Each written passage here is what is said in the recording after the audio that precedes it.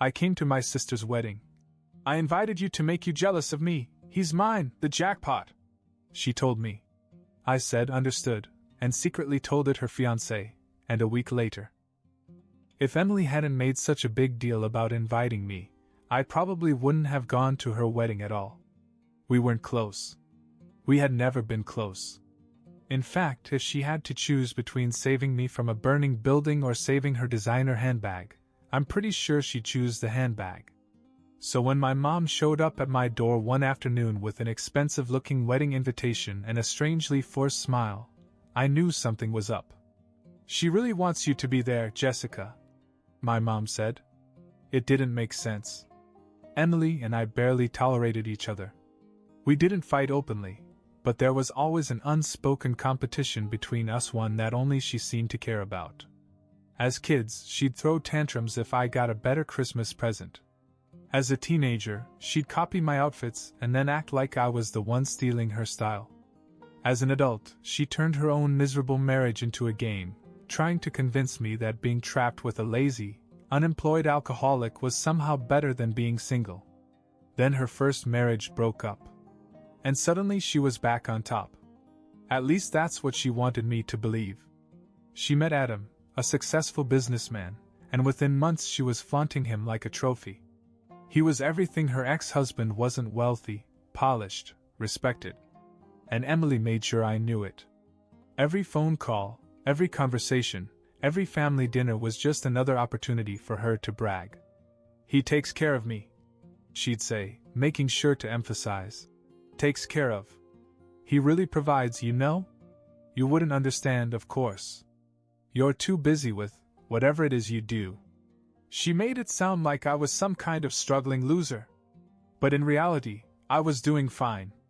I had a steady job, a good apartment, friends I actually liked. Sure, I wasn't married, but I wasn't trapped in a toxic relationship and constantly trying to convince everyone that I was happy. So when she personally insisted that I come to the wedding, I knew there had to be a reason. And I was right. The ceremony was exactly what I expected: extravagant, expensive, and full of people Emily barely knew but was desperate to impress. The venue looked like something out of a bridal magazine, with chandeliers dripping from the ceiling and waiters carrying trays of champagne. Everything was perfect. Almost too perfect. Adam, though, something about him was off. He smiled when he was supposed to, said all the right things, but there was something distant in his eyes. Like he was going through the motions. I caught him looking at Emily a few times during the reception, and it wasn't love, it was something else. Something harder to define. As the night wore on, Emily finally found me. She was tipsy, flushed from champagne, her dress slightly wrinkled from dancing. But she still had the same smug expression I'd known all my life. She clinked her glass against mine and grinned. "You're probably wondering why I invited you." I raised an eyebrow. "Yeah, actually." She leaned in slightly, her voice low enough that no one else could hear. "To put you in your place." I stared at her, waiting for her to continue. She grinned, sipping her drink as if savoring the moment. "You always thought you were better than me. Always so independent, so put together." She scoffed. "But look at you now. Still single, still figuring things out, or whatever excuse you tell yourself. And me? I hit the jackpot." She gestured to Adam, who was across the room talking to some business associates. "He's mine now. All his money, all his success. I won." Then she laughed, swirling the champagne in her glass.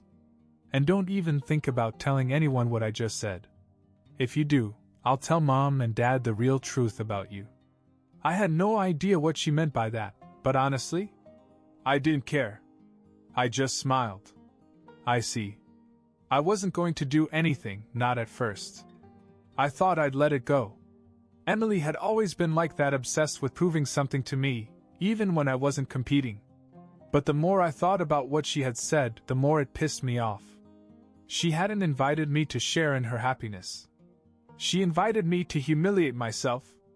To stand in front of me, in her expensive dress, next to her rich husband, and rub it in my face like I was some pathetic, lonely loser.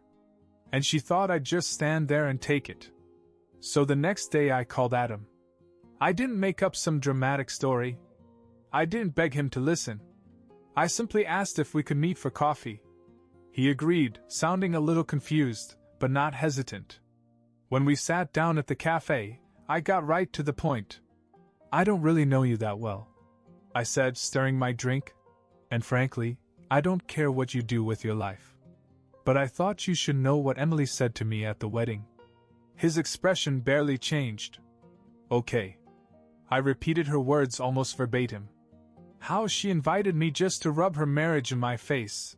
How she bragged about hitting the jackpot. How she considered his money to be hers. When I finished, I expected some kind of reaction. Anger. Defensiveness. Something. Instead, Adam just sighed.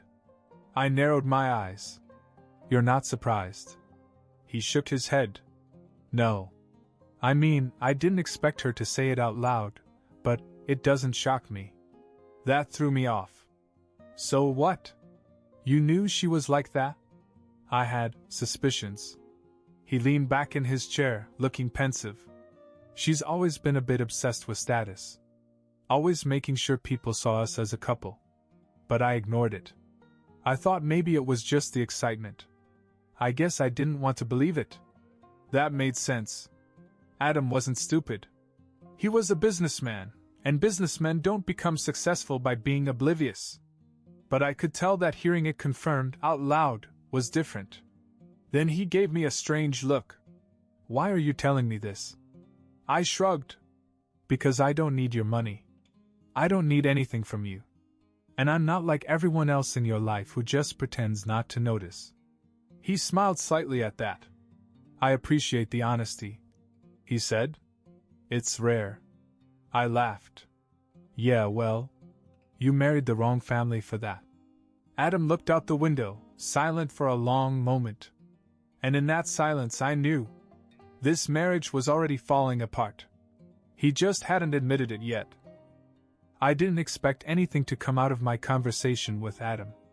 Honestly, I figured he'd just file it away in the back of his mind and go on pretending everything was fine. Rich men don't just up and leave their wives over a conversation with the sister-in-law they barely know. But something changed. A few days later, Emily called me. What the hell did you say to Adam? I smiled. Good to hear from you too, Em. Cut the crap. He's acting weird. Distant. I know you said something. I didn't want to lie. I told him the truth. There was silence. For a second, I thought she had hung up. But then she let out a sharp laugh. Do you really think you can come between us? You think he's going to leave me because of you? No, I said. I think he'll leave you because of you. She started to scream, but I hung up before I could hear the threat she was about to make. I didn't have time for her games. But what I didn't expect, what really caught me off guard, was what happened next. That night, Adam texted me. Can you meet me? I hesitated. This was getting messy, and I didn't want to get in the middle of whatever was going on between them. But curiosity won out. We met in a quiet bar outside of town, away from anyone who might recognize him. He looked different. Less polished. More exhausted. I have to ask you something, he said. And I need you to be honest. I nodded. Okay. He hesitated, then leaned forward slightly. Do you think Emily ever really loved me? That threw me. I could have softened it. I could have lied. But I wasn't going to. No, I said. I don't. He exhaled, as if he had been holding his breath for months. Then he did something I really didn't expect. I'm leaving her, he said. And I need your help. I stared at him. You need my help? She will lose her mind when I tell her. She won't just let me go quietly. And I have some things I need to take care of before I officially leave.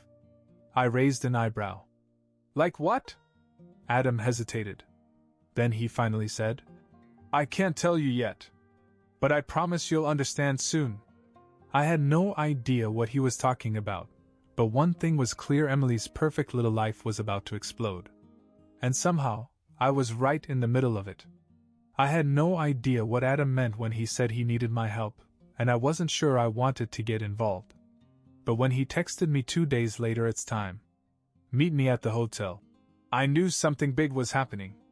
I arrived at the hotel to find him looking different. Less polished, more tense, like he hadn't slept. He let me into the room, and before I could even sit down, he hit me with this. "She betrayed me," he said. I froze. "Excuse me?" "Emily. She slept with someone else. One of my business partners." This was the last thing I expected to hear. Not because I thought Emily was loyal, but because she had fought so hard to get a rich husband. Why would she risk it so soon? "How do you know that?" I asked. He didn't answer right away. Instead, he pulled out his cell phone, tapped on something, and then held it out for me to hear. At first I wasn't sure what I was hearing. Then I recognized Emily's voice. "He thinks I'm a devoted little wife," she said. She sounded tipsy, like she was bragging. "But let's face it, I'm running this relationship. And if I ever get bored, well, I have options." There was a pause, a low male voice muttering something I couldn't quite make out, then Emily's voice again, clear, sharp, and full of arrogance. "Oh, don't worry. He's rich. When I leave, I'll make sure I take everything." My stomach twisted. Even for Emily, this was low. I looked at Adam, who was watching me closely. "Where did you get this?" I asked. "My lawyer." His tone was flat. She had no idea I suspected anything. But I did. So I had someone keep an eye on her. I didn't even know what to say. Emily had always been obsessed with status, with proving she was better, but this was calculated. She really thought she could get away with it. Adam said, his voice cold. "She thought I'd just be another idiot husband, blind to everything." I sat back and exhaled. "So what's the plan?" Adam grinned, but there was no humor in it. "She thinks she's going to bleed me dry." He shoved his phone back in his pocket. "But she doesn't know who she's up against." I had no idea what he meant. But something told me Emily was about to get the shock of her life. I should have walked away. This was between Emily and Adam, and I had already done my part. But something in the way Adam said, "She doesn't know who she's dealing with," made me curious. "What do you mean by that?" I asked. Adam leaned back, looking at me like he was debating how much to say. Then, after a moment, he pulled out his phone again, scrolled for a second, and turned the screen toward me. It was a prenuptial agreement. I skimmed through the document quickly, my eyes widening. "Wait, she gets nothing?" Adam nodded. "She didn't read it before signing." I stared at him. "You're kidding." She was too busy showing off the ring. Too busy telling everyone she'd landed me.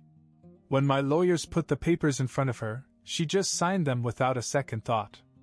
I almost laughed. Emily, who had spent her whole life scheming for wealth, had blindly signed away everything because she was too obsessed with proving she had won. She really thought she was untouchable. Adam continued.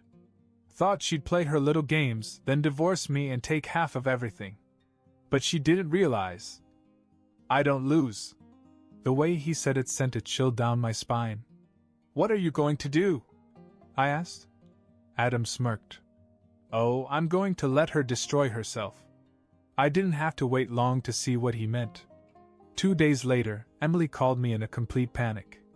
"He's leaving me," she practically screamed. "And he's acting like I get nothing. Jessica, do you know what's going on?" I debated pretending to be surprised, but I couldn't resist. "I don't know, Em," I said. "Maybe you should have read what you signed." There was silence. Then, a strangled, disbelieving laugh. "You're lying." "No, you were lying. And now Adam knows." She started swearing, breathing heavily like she was about to hyperventilate. "I'll take him to court. You'll what?" "He has recordings. He has proof. You cheated, you tried to play him, and now you're going to lose. This is what happens when you try to manipulate people, Emily." I expected more yelling, more rage, but all I heard was her shaky breathing. Then, in the softest, most broken voice I had ever heard from her, she whispered, "I have to fix this." And that's when I knew. She wasn't going to accept losing. She was going to do something insane. I should have known Emily wouldn't go down quietly. She had spent her whole life clawing her way toward the illusion of success, and now it was slipping through her fingers. And if there was one thing I knew about my sister, it was that she never accepted defeat. The first sign that she was spiraling came later that night when my mom called me, frantic. "Jessica, have you spoken to Emily?" I hesitated. Why?"